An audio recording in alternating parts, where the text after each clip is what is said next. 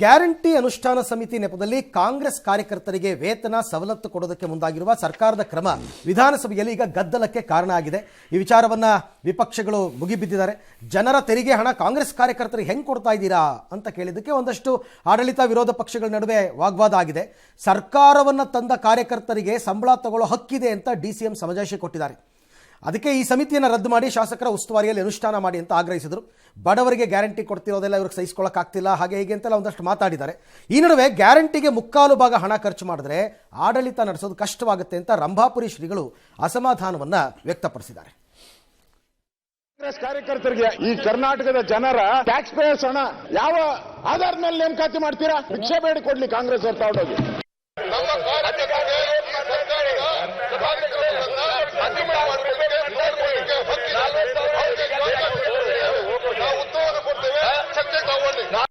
ಈ ದೇಶದ ಬಡ ಜನತೆಗೆ ತಾಯಂದಿರಿಗೆ 5 ಗ್ಯಾರಂಟಿಗಳು ಕೊಟ್ಟಿದ್ದೇವೆ. ಅವ್ರಿಗೆ ಏನಾಗಿದೆ ಅಂದ್ರೆ ಏನಾರು ಮಾಡಿ ಎದುರಿಸೋಣ ಅಂತ ಪ್ರಯತ್ನ ಪಟ್ಟರು. ಈ ಗ್ಯಾರಂಟಿನ ನಾವು ಯಾವ ಕಾರಣಕ್ಕೂ ನಿಲ್ಲಿಸಲಿಕ್ಕೆ ಸಾಧ್ಯ ಇಲ್ಲ.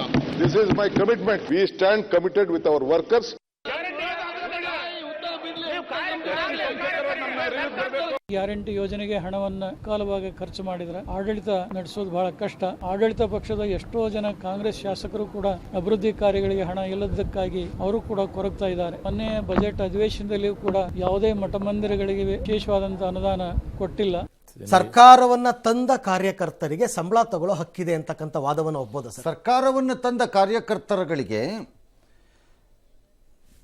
ಸಂವಿಧಾನದಲ್ಲಿ ಜಾಗ ಇರಬಹುದಾದ ಹುದ್ದೆಗಳು ಕೊಡಬಹುದೇನೋ ನೀವು? ಬೋರ್ಡು, ನಿಗಮ, ಮಂಡಳಿ ಇಲ್ಲ. ಬಟ್ ಆ ಹಕ್ಕಿದೆ ಅದಕ್ಕಿಂತ ಇರ್ಬೋದು. ಓಕೆ, ನಾಳೆ ಪ್ರೈಮ್ ಮಿನಿಸ್ಟ್ರು ಮಾರಿಷಿಯಸ್ಸಿಂದ ವಾಪಸ್ ಬರ್ತಾರೆ. ಇದನ್ನು ಕೇಳಿಸ್ಕೋತಾರೆ. DK ಅವರ ಅಮೋಘ ಅಮೃತವಾಣಿಯನ್ನು ಕೇಳಿಸ್ಕೋತಾರೆ.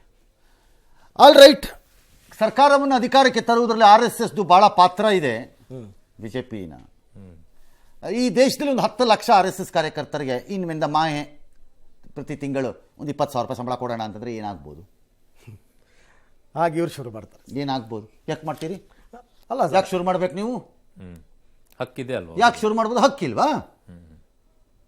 ಹಾಗಾದ್ರೆ ಕೊಡ್ರಿ. ಸಿ, ದಿ ಪ್ರಾಬ್ಲಮ್ ಇದರಲ್ಲಿ ಬ್ಯಾಡ್ ಪ್ರೆಸಿಡೆಂಟ್ಗಳನ್ನ ಸೆಟ್ ಮಾಡಕ್ಕೆ ಸ್ಟಾರ್ಟ್ ಮಾಡ್ತಾ ಇದ್ದೀರಿ ನೀವು.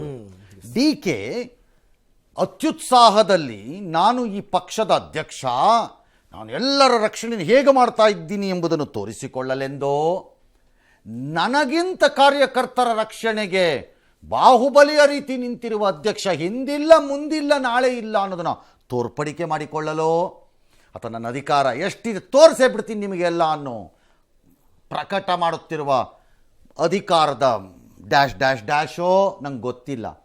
ಹಿ ಡಿಫೆಂಡ್ಸ್ ಎವ್ರಿಥಿಂಗ್ ಲೈಕ್ ದಿಸ್. ಸರ್ಕಾರದ ಒಂದಿಷ್ಟು ನಿಯಮಗಳಿವೆ. ಆದರೆ ನಾಳೆ ಈ ಡಿಫೆನ್ಸಿನ ಎಲ್ಲವನ್ನು ವಾಪಸ್ ಅವರೇ ತಿನ್ನಬೇಕಾಗತ್ತೆ.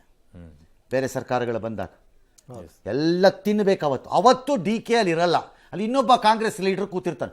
ಅದು ನೀವು DK ಕೇಳಬೇಕು, ನಮಗೂ ಗೊತ್ತಿಲ್ಲ ಅದು. ಈ ಥರ ಟಾಕ್ ಸ್ಟಾರ್ಟ್ ಆಗುತ್ತೆ.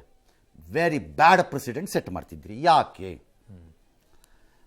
ಗ್ಯಾರಂಟಿನ ಕೊಡಬೇಡಿ ಅಂತ ಹೇಳಿದವ್ರು ಯಾರು ನಿಮಗೆ?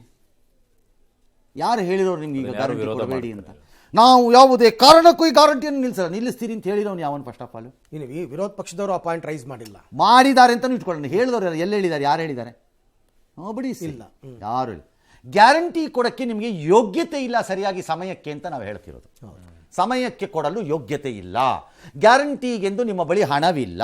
ಹಾಗಾಗಿ ಅಭಿವೃದ್ಧಿ ಕಾರ್ಯಗಳು ಡಮಾರ್ ಅಂತ ಹೇಳ್ತಿರೋದು ಉಂಟು. ಹಾಗಾಗಿ ಗ್ಯಾರಂಟಿಗಳನ್ನು ನಿಶ್ಚಿತ ರೂಪದಲ್ಲಿ ತಲುಪಬೇಕಾದರೂ ತಲುಪಿಸಿ ಅಂತ ಹೇಳಿರೋದು ಉಂಟು. ಗ್ಯಾರಂಟಿ ನೀವು ನಿಲ್ಲಿಸ್ತೀರಿ ಅಂತ ಹೇಳಿರೋರು ಯಾರು? ನಂಬರ್ 2, ಈ ಗ್ಯಾರಂಟಿ ಜಾರಿ ಆಗ್ತಿದೆಯಾ ಇಲ್ವಾ ಅನ್ನೋದಕ್ಕೆ ನೀವು ಕಮಿಟಿ ಮಾಡ್ತಾ ಇದ್ದೀರಲ್ಲ, ರಾಜ್ಯ, ಜಿಲ್ಲೆ, ತಾಲೂಕಾ, ಏನೇನೋ ಮಾಡ್ತಿದ್ದೀರಲ್ಲ, ಅದಕ್ಕೆ ಕಾಂಗ್ರೆಸ್ ಕಾರ್ಯಕರ್ತರಿಗೆ ಹಕ್ಕಿದೆ ಅಂತಂತಿದ್ದೀರಲ್ಲ. ಇಲ್ಲ, ಹಕ್ಕು ಯಾಕೆ? ಇವರಿಗೆ ಕೊಡುತ್ತಿರುವ ಸಂಬಳ ಏನಿದೆ ಅದು ಟ್ಯಾಕ್ಸ್ ಪೇಯರ್ ಮನಿ. ಟ್ಯಾಕ್ಸ್ ಪೇಯರ್ ಮನಿ ಕಾಂಗ್ರೆಸ್ ದುಡ್ಡಲ್ಲ, ಕರ್ನಾಟಕದ ದುಡ್ಡು. ವ್ಯತ್ಯಾಸ ಗೊತ್ತಿರಬೇಕು. ಕಾಂಗ್ರೆಸ್ ದುಡ್ಡಲ್ಲ, ಕರ್ನಾಟಕದ ದುಡ್ಡು.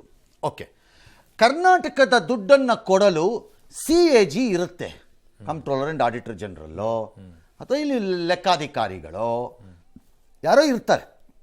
ಟ್ಯಾಕ್ಸ್ ಪೇಯರ್ ದುಡ್ಡನ್ನು ಕೊಡಬೇಕಾದ್ರೆ ಅದಕ್ಕೆ ನಿಯಮಗಳು ಬೇಕು.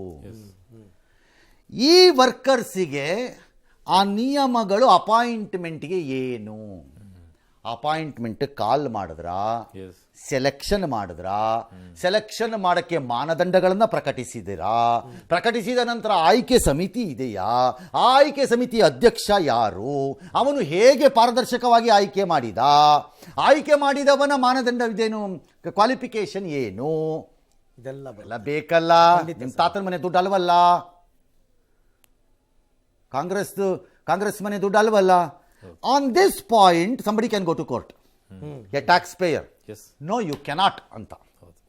Somebody can go. Or let BJP go and tell Modi, distribute 25,000 ರೂಪಾಯಿನ RSS ವರ್ಕರ್ಸ್ಗೆ ದೇಶವ್ಯಾಪಿ, because they have helped BJP to come to power. What will be Shivakumar do? ಹಂಗೆ ವಾದ ಮಾಡಿದ್ರೆ ಏನ್ ಮಾಡ್ಕೊತೀರಿ? ಬೇಕಾಗುತ್ತೆ. ಎಸ್ ಏನು ಮಾಡ್ಕೋತೀರಿ ಆಗ? ಅಷ್ಟು. ಓಕೆ.